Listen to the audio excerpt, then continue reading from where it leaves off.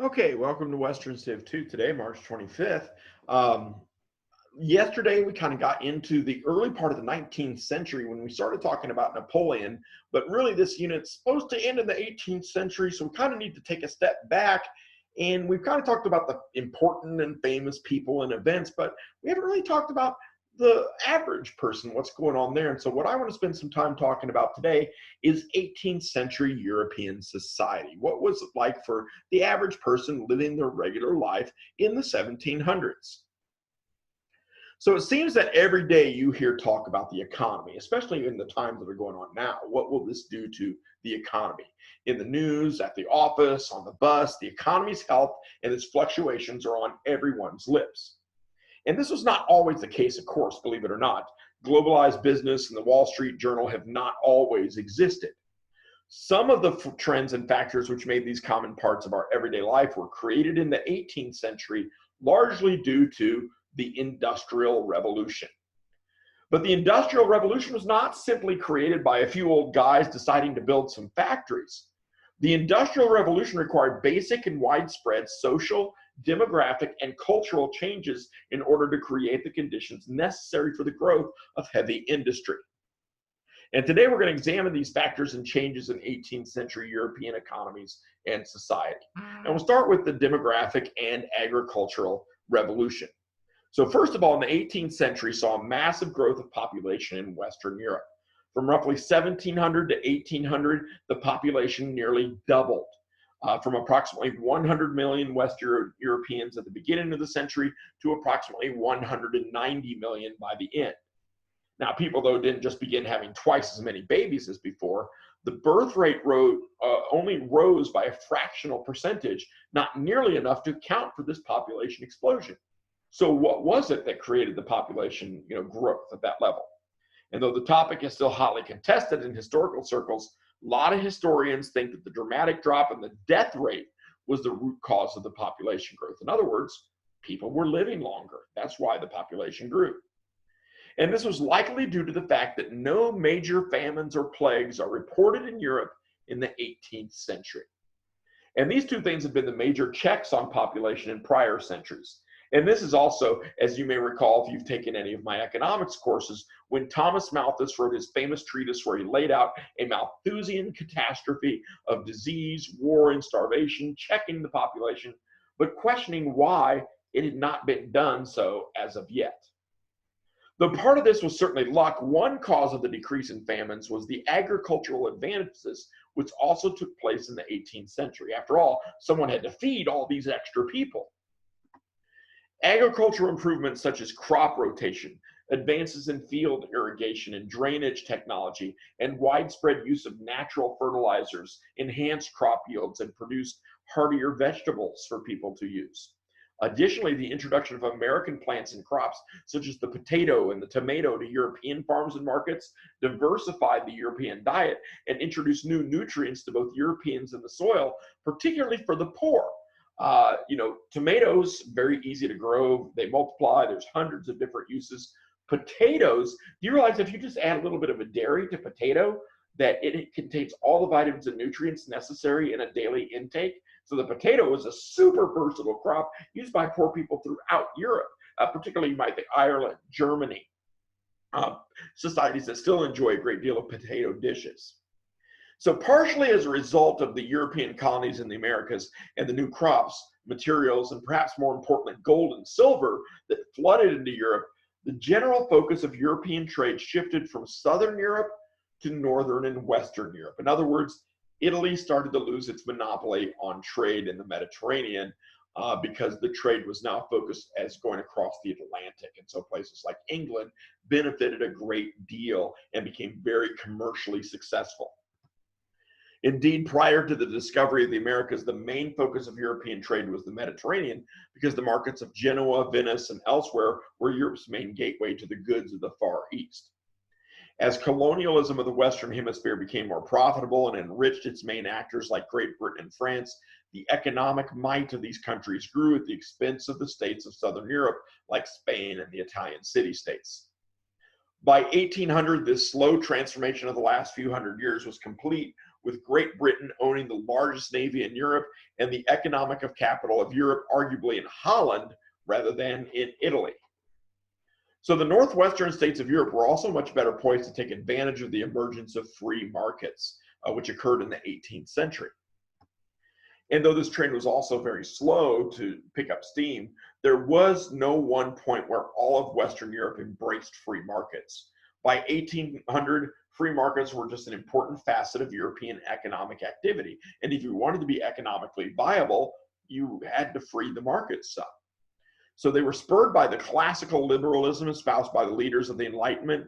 Free markets allowed for greater movement of people, goods, and wealth throughout the early modern period. And those already economically successful loaned out their capital at interest, fostering large business ventures and increasing the aggregate wealth of successful companies and the loaners alike. What today we would call trickle-down economics. So the people who say it doesn't work, well, at least you have a historical example to point to as perhaps argument and evidence that it may in fact work.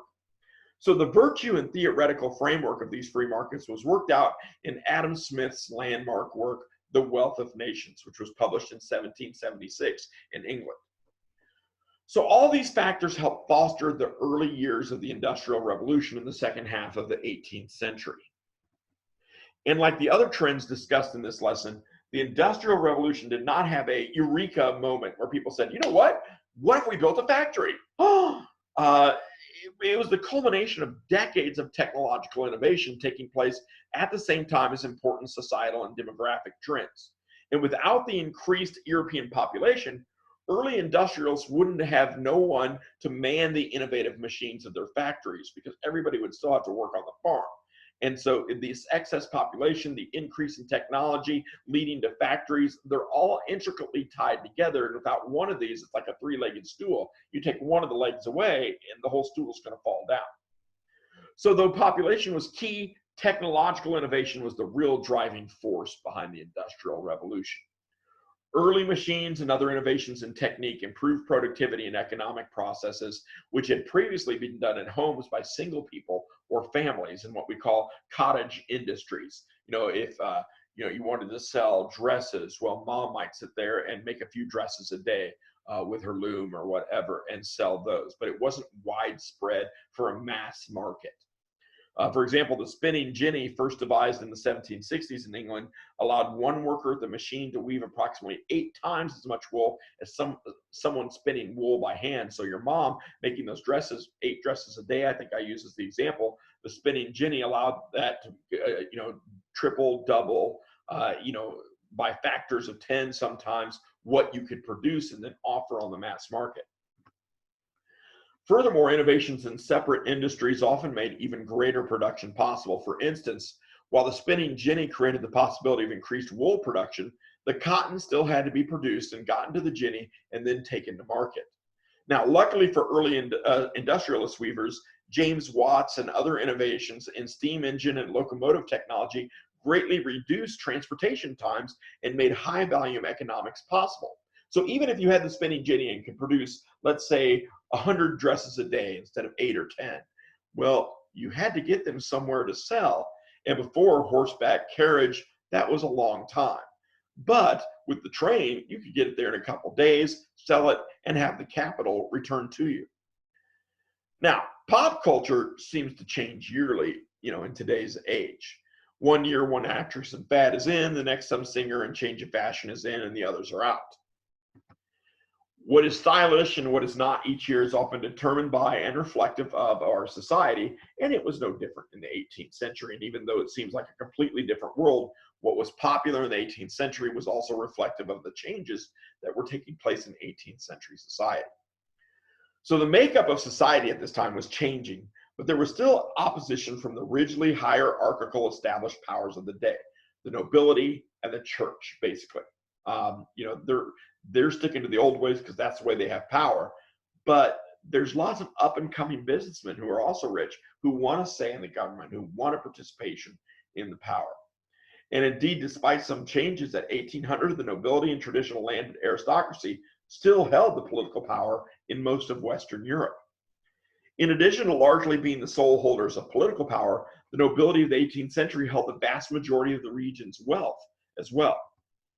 And most of this wealth, and indeed most of its attendant prestige, derived from the ownership of land. And to be a true member of the European nobility at this point, one must not have to work for a living, but must be able to live solely off the rents and profits from property, preferably land, which the same family had owned for generations, and usually was, given to them as, in fealty for the king. In fact, some newer members of the noble classes went to great lengths to disguise newly bought land as land their great grandparents and great grandparents had owned. And it should be noted that in most countries, the clergy were also considered part of the aristocratic class, so I'm not separating them. And many of the clergy were second, third sons of lesser nobles, and hence unable to inherit their father's lands and estates. The growth of the group that next rung down the social ladder during the 18th century is one of the most contentious subjects actually in European history, going back to Karl Marx. The urban working class, which Marxist historians term the bourgeoisie, had always existed in some form, but their growth and the growth of their respective industries had largely been hampered by long production times or the restrictive trade guilds of the cities and towns in which they often worked. The development of cottage industries, so again, think very small, in-home, efficient production of goods. And later, the advent of the Industrial Revolution changed the conditions dramatically for urban craftsmen, tradesmen, and merchants during the 18th century. Excuse me.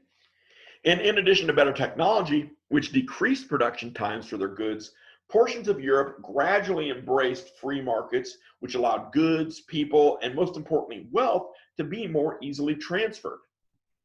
And this, coupled with colonization and the opening of newer markets for their goods, allowed some of these traders and craftsmen to greatly increase their wealth in a short period of time. And many of these people used their newfound wealth to buy land and titles, essentially trying to buy their way into power and prestige. And this practice was abhorred by the traditional nobility. You may have heard the name, the nouveau riche, the new rich. And this is a term that's actually coined in this 18th century period by the old nobility and aristocracy, who see these people wiggling their way in and, trying to pretend they're part of their caste, basically. And there's little they could do to stop it, though. The third and lowest social group was essentially everyone else. Farmers, general laborers, the destitute, you name it. In the 18th century, this group made up by far the largest portion of the population. And as the 18th century saw an increased population boom, like I said, the European population nearly doubled from 1700 to 1800. This group only grew larger, especially in urban areas. And life for this section of the population was pretty hard, although it was getting slightly better. The introduction of American vegetables via transatlantic trade increased the nutrition level of all Europeans. Like I talked about the potato, particularly for the Irish, a godsend. It stopped mass starvation a lot earlier. And this likely helped increase the life expectancy and quality of life of the working poor. So despite minor improvements, this group still largely lived day to day, working to feed their families and themselves. One poor harvest could ruin them financially, as we're going to see in the middle 1800s.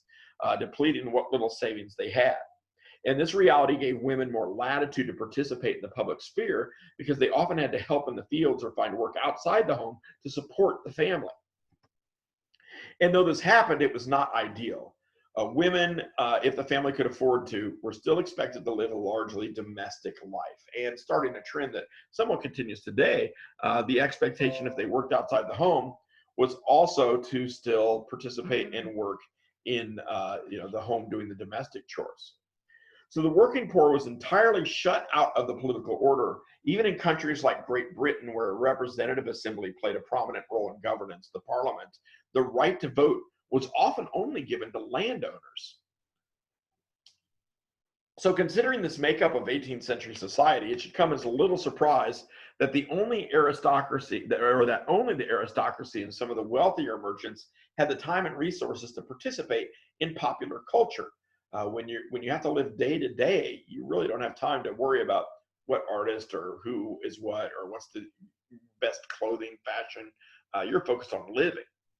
So indeed, a key indicator of prestige and wealth in aristocratic circles was the patronage of intellectuals, musicians, and artists, or sharing your wealth with them so they can afford to continue on with their art. In England, for example, it was absolutely necessary for a noble family to have an Oxford academic on staff to tutor their children and bring prestige to the family through his writing and research. And writers like John Locke, David Hume were actually tutors for noblemen's children as well. Additionally, the nobility were expected to ornament themselves and their personal property with lavish displays of wealth, often by building large country homes, filling them with expensive artwork, china, and other goods from abroad. In this practice, something historians often term conspicuous consumption, in other words, it's conspicuous because here it is, it's all on display, what I'm buying, took advantage of the century's freer markets and colonialism to acquire increasingly exotic items from the far reaches of the globe.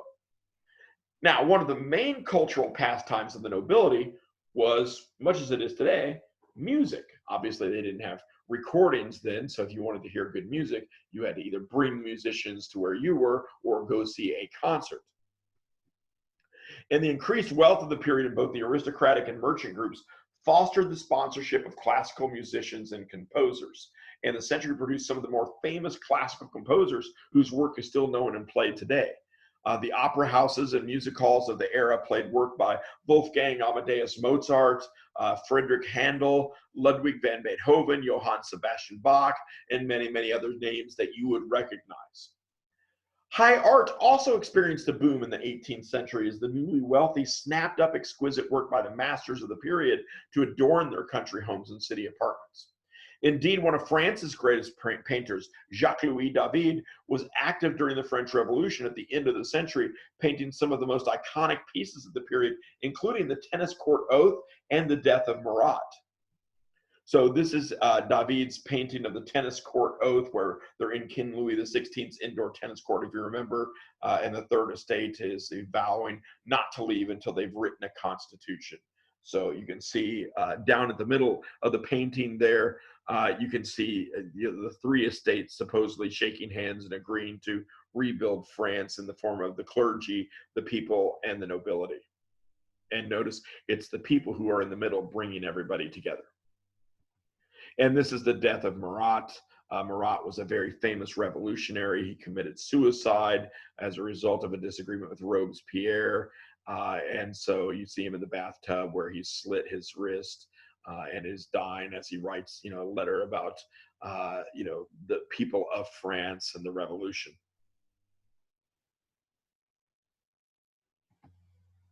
And that's all I have today about 18th century European society. I plan on continuing this tomorrow. So do you guys have any questions right now for me? Everybody's doing good, I hope.